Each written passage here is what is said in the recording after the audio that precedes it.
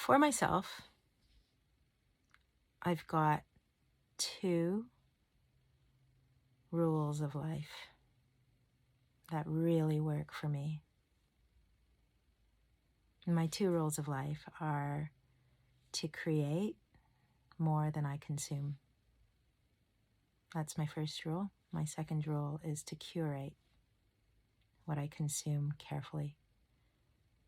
Anytime I'm not feeling good, anytime I'm not feeling well, anytime I'm not feeling how I want to feel, anytime I'm not functional the way I want to be functional, anytime I am really not thriving, it always comes back to these 2 things. Either I am consuming more than I'm creating, or I'm not consuming the right things and I am consuming the wrong things. Always comes back to those 2 things. These are big sort of abstract concepts, and maybe that's not so useful. The usefulness is when they get applied. And so if somebody comes to me and they're like, I'm just so depressed, I'm really, really struggling,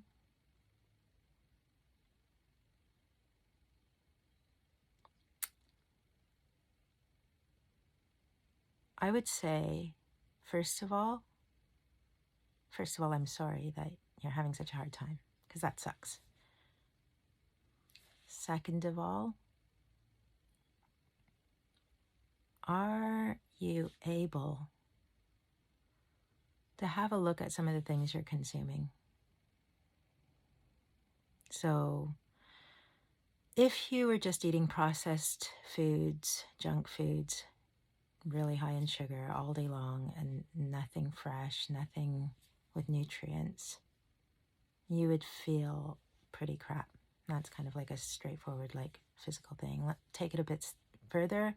Suppose you were consuming something that was actually toxic. Then you would start showing signs of poisoning. It's very straightforward. The stuff you take in immediately has this effect, the stuff you're consuming, but the same goes for your mind. And so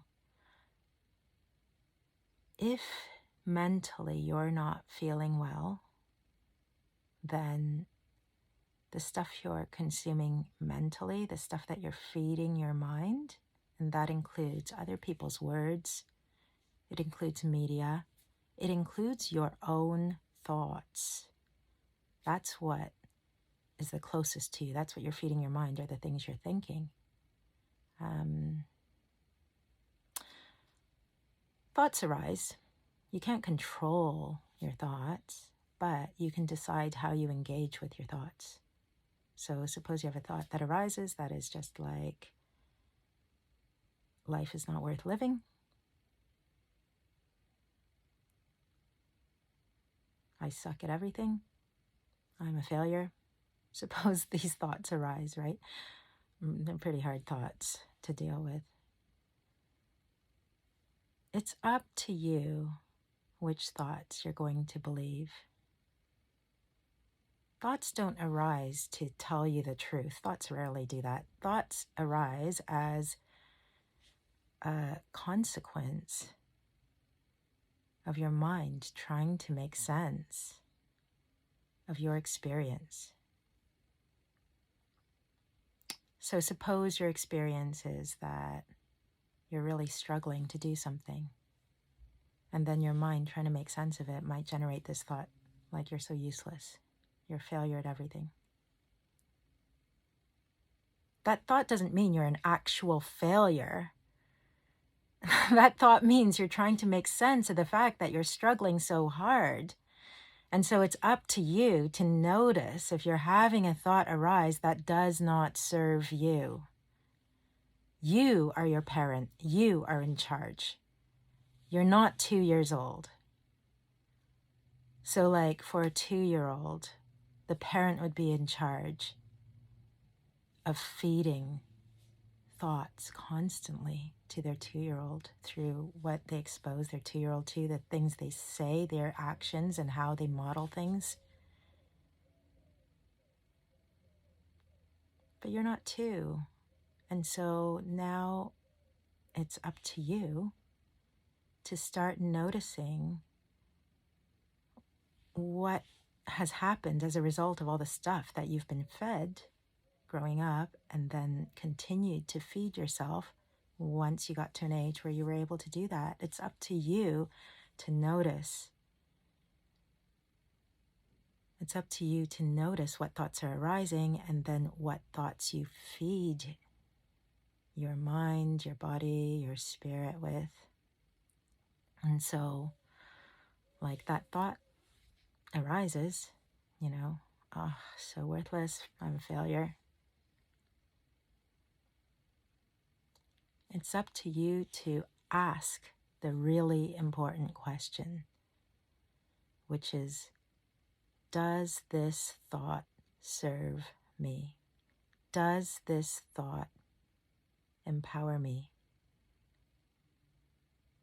It kind of feels a bit crazy that I have to say this stuff to you or to anyone, because surely it would be obvious that if you're thinking terrible things, if you're being really mean to yourself or to anyone else, surely it would be really obvious that that's not serving you, serving other people. It's not a good idea. But the crazy thing is, in the moment, we don't stop and ask ourselves, is this thought serving us? When you have a thought, most people do not automatically ask themselves, is this thought serving me? Instead, they just believe the thought. They're just like, oh, like I had this thought. It must be true. That's just not the case. Like 99% of the thoughts arising probably are not true. They're just a byproduct of what you've fed yourself. That's all it is. And if you've fed yourself some really harmful thoughts, and if you've been fed a lot of harmful thoughts growing up, then those thoughts are not going to serve you. There's stuff that's, arising naturally. It's up to you to intercept the thoughts and ask yourself, is this thought serving me? If the thought doesn't serve you, it's up to you to swap it out. The thing is, I don't know if this makes sense to you. I hope it does. The thing is, even if this makes perfect sense to you in this moment, you're caught in habitual ways of thinking that in the moment when they arise, you are in the habit of believing your thoughts and getting drawn into them. You are in the habit of this. So how can you break that habit? How can you break the habit of harming yourself with your own thoughts, of harming your life, of creating outcomes that you don't want? How can you break that habit? Well, I don't know. You could practice mindfulness meditation.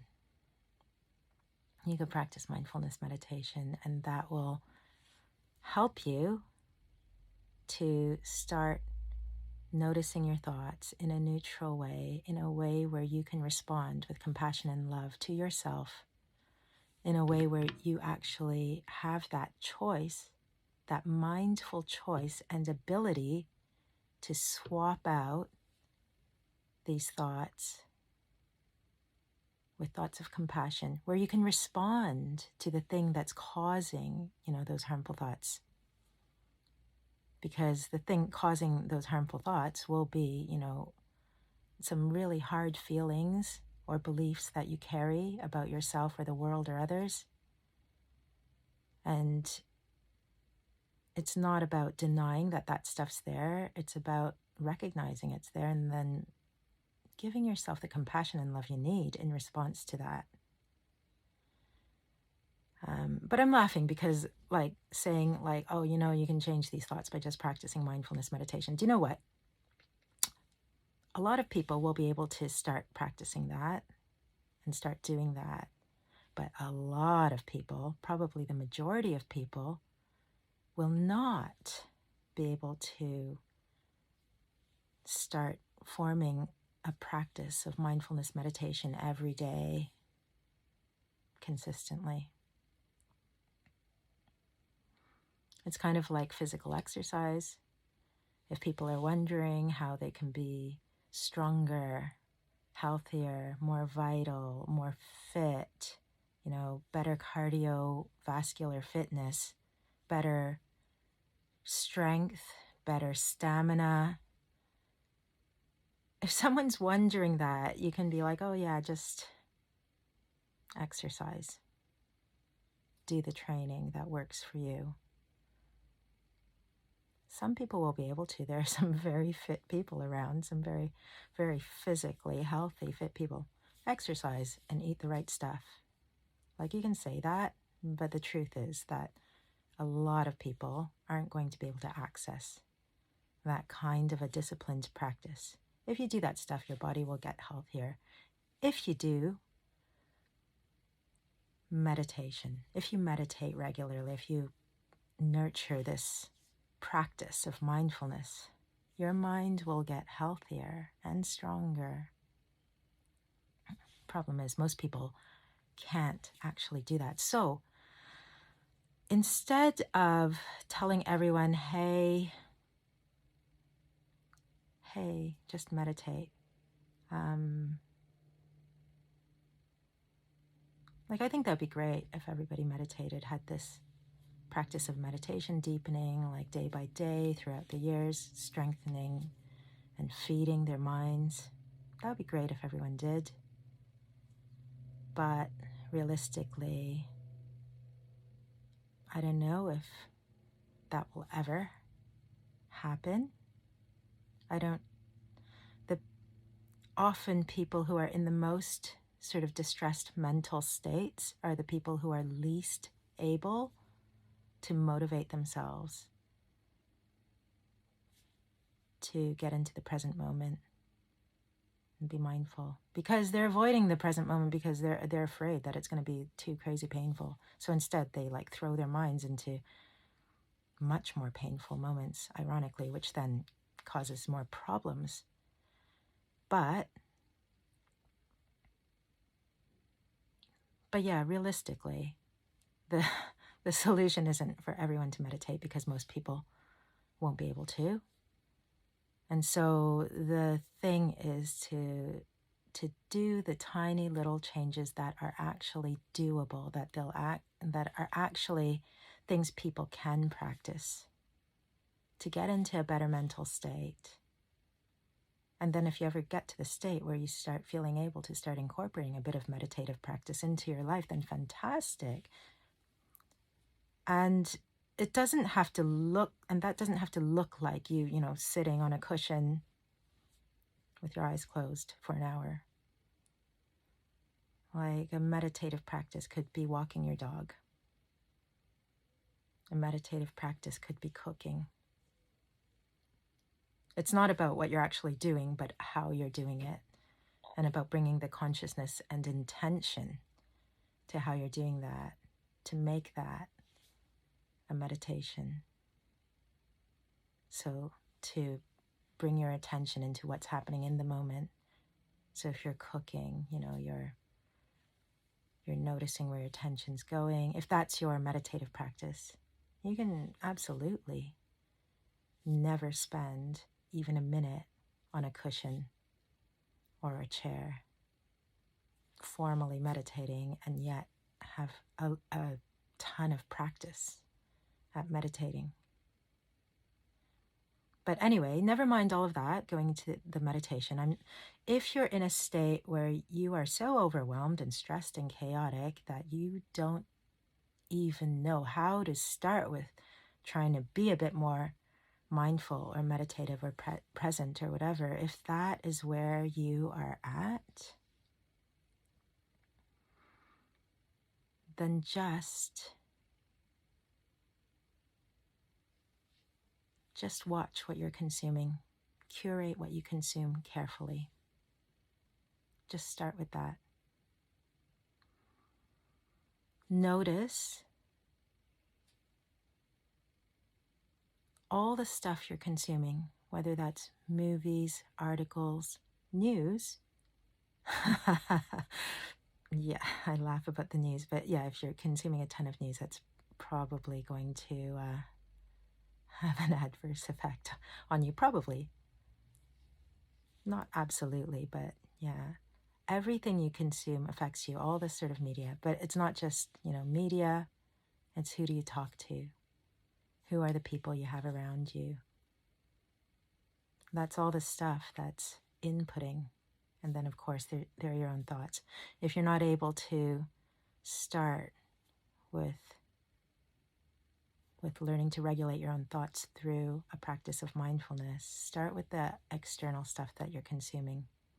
Start with who you say yes to or no to in terms of who you're talking to, who you're spending time with. Say no to anyone who is like, where you just don't feel good.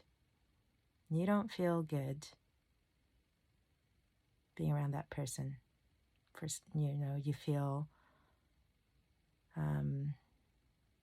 anger, envy, bitterness, hatred, frustration, self-hatred, disappointment. Like,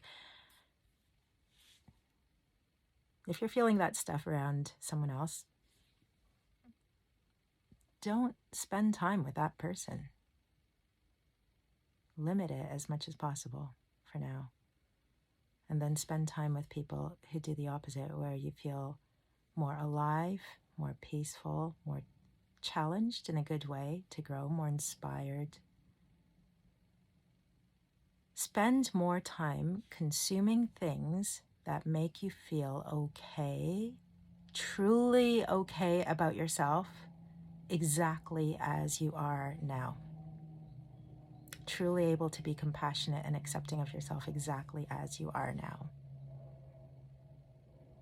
For a lot of people, this is going to mean cutting out literally like 99% of the things they read, the people they follow, even like a movie that can seem fun and harmless. Go watch a rom-com. There's so many really subtle messages in media that gets consumed that get hidden up by like a fun story or like really good acting or great costumes.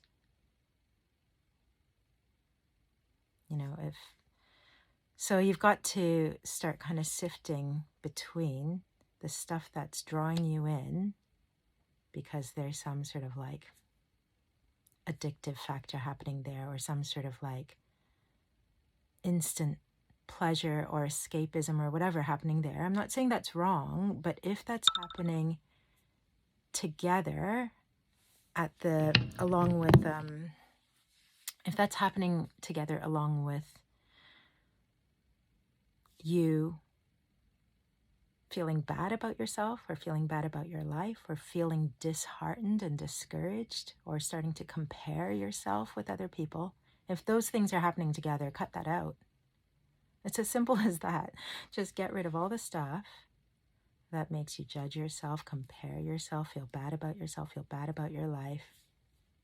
Cut that all out, even if it's entertaining you, because it's not worth it.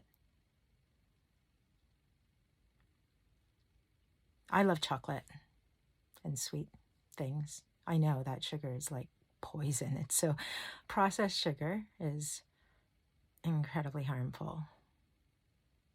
Some people might debate that. I think loads of people would just agree with me that they understand sugar is really harmful for you. It's really bad. So now these days, I really limit. I'm not like, zero sugar. I'm not like super strict or anything, but I just bring my awareness to when I'm eating that actually that's not the best thing for me. And so it's fine to enjoy a piece of cake. Am I going to have cake 3 times a day? No. Am I going to have it every day? Probably not. I don't, I would have when I was a teen. I don't now. And I don't miss that. When I was a teen, I missed it. If I didn't have sugar like every single day, I craved it all the time. Growing up in Canada, I was just like so into like Tim Hortons donuts. At one point, I remember being 14, 15, and eating Tim Hortons like every day if I had the chance, if I could. A whole box of Timbits, or like I could eat like an entire sort of box of like 6 donuts, just like all in one go. I guess when you're a teen, you're growing, hormones, impulse, like all of that's very different. And so things change with time. There are different seasons as well. That wasn't a great decision back then. I don't beat myself up over it. I didn't then, and I don't now. But what I'm saying is that I know the sugar's bad for me, but I can still enjoy a piece of cake. But the important factor is how much of it am I having? How often am I having it? When I have a piece of cake, I really enjoy it. When I'm not having a piece of cake, I really enjoy not having a piece of cake. If I were to have cake, and only cake, all day and every day, I'd be very, very ill. I'd probably have all kinds of infections and just never be able to move. I'd feel awful. And that is exactly what's happening mentally for a lot of people, maybe even most people that I encounter. And this is not a moral judgment. And I'm not telling you that you should or shouldn't do anything, but when people come to me and tell me that they're feeling really terrible and they just want a fix for that, they want me to say things or talk to them in a way, or give them guided meditations, or have a chat with them in a way that just makes them feel better. I can't fix in a moment the effects of what's happening all day long, every day, from consuming too much junk. And the only person, and I'm not even judging what anyone is consuming, the only person who can do that is you. You can judge whether something is junk for you and something that is good for you. And the way you do that is you check if it helps you accept yourself more and want to live life more fully, or whether it makes you hate yourself more, or judge yourself more, or makes you feel more like a failure. If it leads you to compare yourself more, or tell yourself you're not good enough in these different ways, or that you're failing in these different ways, that is junk for you. And it doesn't matter how entertaining it is or how drawn to it you are. It's like really, really bad processed cake. And so that's the thing you have to watch out for, because it's not like you're consuming stuff that's really bad for you and it's hard and you're hating it. It's like you're addicted to this stuff. You're addicted and you have habits of consuming this stuff. A habit is like a security blanket that you've had for a long time. And whenever you're needing a little bit of comfort, needing a little bit of something, you're just like feeling like you need a bit of help. That's what habits are. They're kind of like warm and familiar and cuddly. You've had it for ages.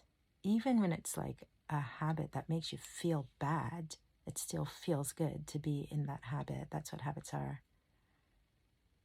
And so you have to watch out for that. You have to look out for that warm, cuddly thing that's actually soaked in poison that you're like breathing in. You've like grabbed it. You do this every day. That sort of, that cuddly blanket, which you've like always had, you associate it with like the best times, but it's poisoning you. Curate what you consume carefully. Keep asking yourself, check yourself. When you see something, when you consume something, is that actually harming you? Is that making you feel worse? Is it making you compare yourself to others? Is it making you feel like a failure?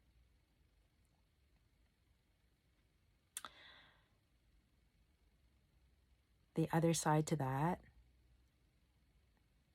once you start like getting rid of that stuff,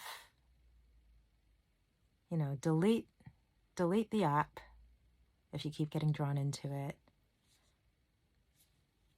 Like, just don't go there. Once you start getting rid of that stuff, the other question is, how do you get your like fruit and vegetables and vitamins and like dose of sunshine? Because that'll start making you feel really good. And it'll put you in a state where you're able to engage with life, be alive, thrive, get connected to your joy.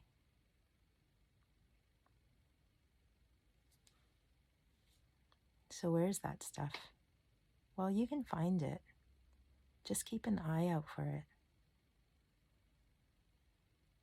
It might be, there's so much stuff on YouTube, or there are books, documentaries, people. Like, there's so much footage on YouTube of people talking just like this. Find the people who, when they talk, when they share, when you listen to them, when you have their words and their presence in your life,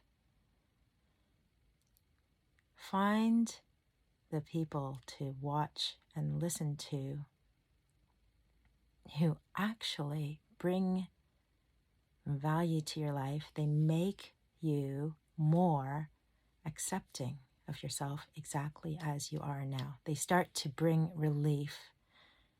And so instead of feeling more and more bored or dissatisfied, people who you listen to them and you start feeling more at peace, or you feel more inspired, or you feel more engaged, like more interested in life, more interested in discovering yourself, listening to your thoughts. Well, not listening to your thoughts, but, spending time with yourself so you can understand yourself. Find the people who do that for you. You might not be in the habit of looking out for that, but look out for it. And when you find anything that is like that, do that more. And the stuff that is bringing you down, do that less. Very straightforward. Very straightforward. You choose all day long what you're consuming. All the stuff you consume creates your mental state. It's very straightforward. Stop consuming the stuff that's making you mentally unwell. Start consuming the stuff that makes you mentally well. As your state changes,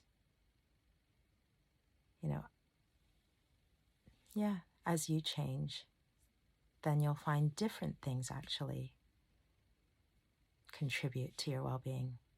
As you change, the things that you start looking for will change. The things that you start consuming will change. But you need to make sure you're going in the right direction, that the changes that you're making, the things that you're creating in your life are taking you in the direction you want to go. That's what you need to make sure. And you need to make sure that things are serving you. You get to choose all day long what you consume. So choose stuff that serves you. You're the one deciding. Like when you're a small child, You don't get to decide. For the most part, most children don't get to decide what food is offered to them. They don't get to decide. They might have parents or caregivers who will give them stuff that they ask for, more or less. But they don't have the power to go and buy something they want. They don't have the power to cook something they want. They only have the power to say yes or no to the stuff that's being put in front of them. And even then, some kids don't have that power or that choice to say yes or no to what's in front of them. They sometimes can only say yes. Like, some kids are forced to eat what's put in front of them. Other kids, they're not forced to eat what's put in front of them, but the things they're offered are just not very healthy. You are not that kid. You once were, where you didn't get to choose what your choices were, like what options you had. You didn't get to. The problem is, a lot of people stay in that habit of consuming whatever comes their way, of consuming what everyone else is consuming. And then, whatever outcomes you get, whatever thoughts you have going on, whatever your mental state, you just kind of are like powerless, just like, oh, I'm so stressed out. I'm so anxious all the time. I'm so anxious and overwhelmed, and I feel so crap, and I feel like really bad about my body. I feel really bad about how I look. Yeah, you feel bad about how you look because you're watching stuff and you're listening to stuff and you're consuming stuff that's making you feel bad about your body. Literally, like, the stuff you're watching and consuming is instilling beliefs in you and thoughts. It's giving rise to the thoughts you're having, and the thoughts you're having are not good. That's why you feel bad about your body.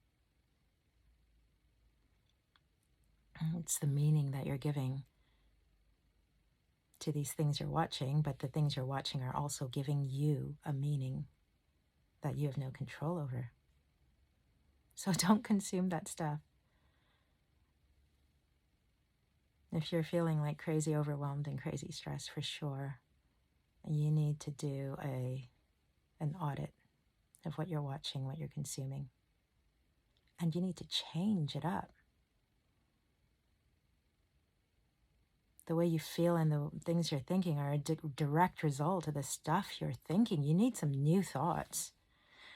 And it might be that you're consuming nothing. You might be a person, although if you consume nothing, I don't know how you're watching this video. But it might be the case that you generally, but let's say, like, you don't really consume any media. You just sit alone in a room. Well, in that case, all you've got are your own thoughts. So you've got to start consuming some different thoughts, some new thoughts to help shift your thoughts, to help grow that. Because if you're consuming nothing at all, then your mental state is actually the outcome of just your own thoughts. And if your mental state is not good, that means that your thoughts need changing. Your thoughts need shaking up, evolving, shifting. So, if you're not feeling great in any way, audit what you're consuming. Audit all the media you consume. Audit all the people that you spend time with. Change it up.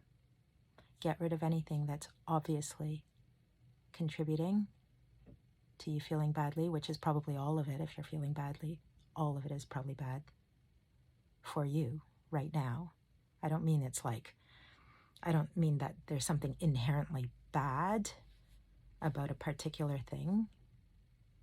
Like, if you are solid in yourself, and you have developed and grown, a mental state that is just fully connected to, peace, love, and joy, then it's not, it probably isn't going to matter, what stuff you run across. You're probably not going to sit there and watch, really harmful stuff for fun. But, I mean, if you're in that state, maybe,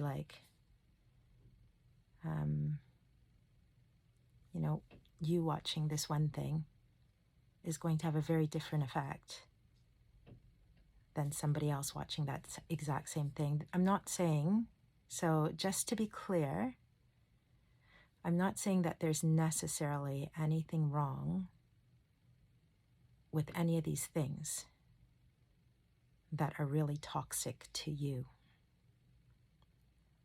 And what's toxic to you right now might be different.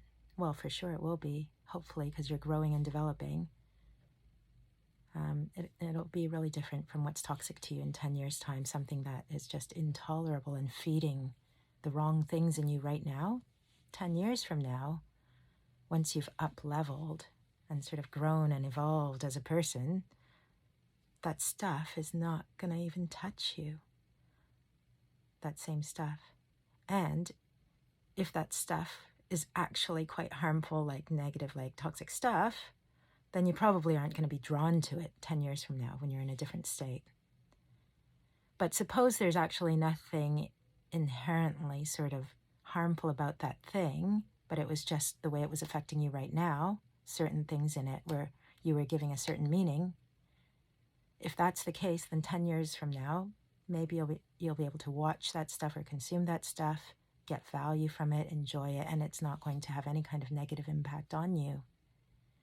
But right now, if you feel badly about yourself or your life in any way, you need to do an audit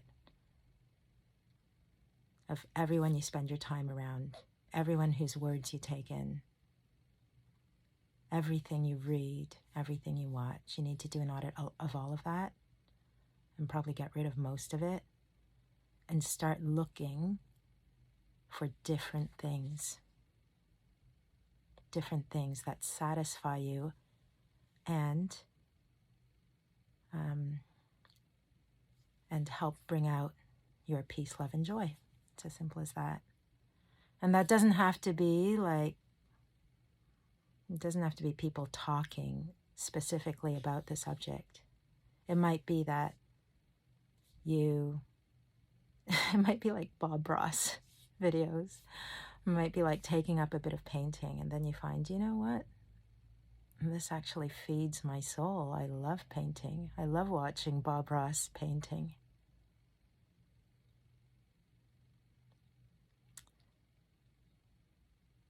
If you feel badly about your body,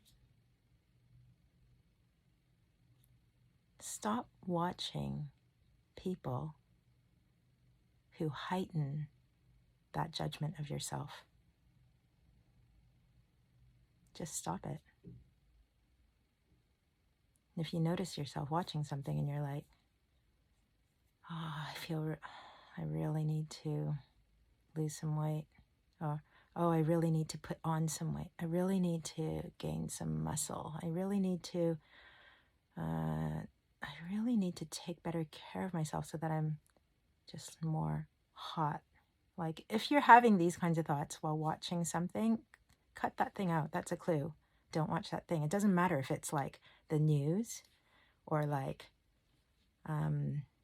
some influencer or a comedian, or it doesn't matter what it is. Anytime you notice yourself having thoughts that are not serving you while you're consuming something, don't watch that stuff, because that stuff is conducive to you having thoughts that are not serving you. Don't watch that stuff for now. Not for never, not forever and ever. But stop watching that stuff now and swap it up with something that brings you into a totally different state. It is so simple. It is so, so simple. And it's easy to do. It's really easy to do. It doesn't require self-discipline. It doesn't require you doing stuff that's like, that feels bad or is painful or really hard. Because you're still going to be watching stuff that you enjoy. The difference is it's going to be stuff that makes you feel good instead of bad. Specifically, stuff that makes you feel good about yourself and your life and inspires you, or that you find helpful. Watch stuff like that. Make friends with people like that. If that's not possible for you, then, do it by watching and listening to people like that. With the wonders of YouTube, you can access almost everyone. Not everyone, but you can access a lot. You can access a lot of people sharing from their hearts.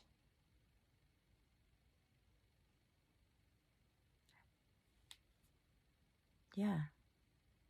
Find some that you really, really want to watch and listen to, who make you feel really good about yourself and your life and able to engage even more fully with your life. I know I've been saying the same things over and over again and over and over and over and over again. I know I've been doing that. Because really, I'm just saying one thing. But I really want you to take action on it. I really want this to make sense to you. And I don't know which bit is going to click for you.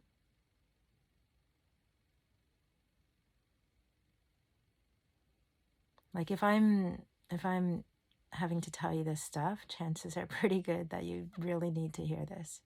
And if you have watched this for this long, chances are pretty good that you really need to hear this. Also, the thing is, it's not going to make any difference to you in your life if you hear what I'm saying and you're just like, yeah, that makes sense. And that's it. Like you don't feel anything. You don't feel inspired. You don't feel any sort of motivation to try it. That's going to make zero difference to you and your life. So it's got to go from head knowledge to heart knowledge. It's no good to you if you're listening to me talk and you're just like, yeah, I get it, with your head. You've got to take this into your heart.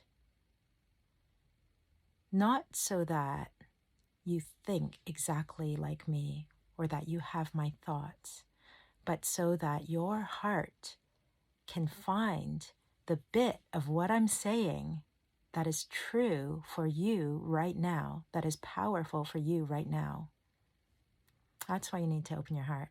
Not so that I can like brainwash you, although I kind of love the idea of that. I would love to sort of plant lots of these ideas in everyone's minds about how to look at life and how to take care of themselves and how to improve their mental health, how to get stronger, more resilient, more thriving, more joyful, not so that your life is perfect and you have no problems, but so that when you deal with tough things like we all do, when the tough things happen, so that you can actually deal with it in the best way you can, so that you can survive it, so that you can handle it,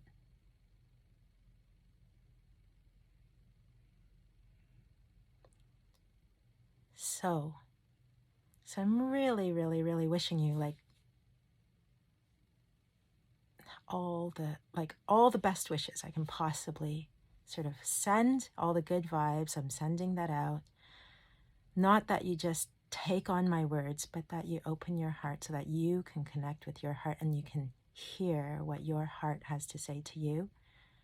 And that out of that, you can experience a shift that impacts what you notice, how you view the world, what you do in those critical moments where you're about to do what you habitually do and go surf YouTube or Instagram for hours on end, consuming stuff that's really bad for your mental health. In that critical moment when you're about to decide whether you're gonna open that can of worms or not, you might actually pause and ask yourself, is this serving me? And then at that point, if the answer is no, that you will be able to do something different from anything you've done before. Go watch something, try something different, try something new, and see if you can discover something that does serve you in a way that the stuff you're currently doing isn't serving you, because it needs switching up. And the stuff it needs switching to is stuff that you haven't discovered yet. It's stuff you don't know yet. You've got to go and try stuff. You've got to try some different stuff.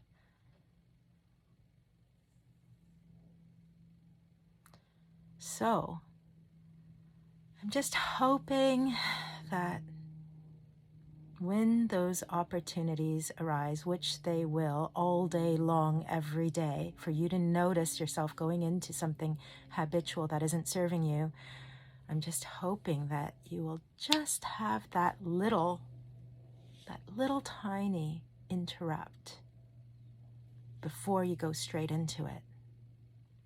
And in that moment, you'll go, what can I try that's totally different? What could I do instead? What could I do right now that will serve me?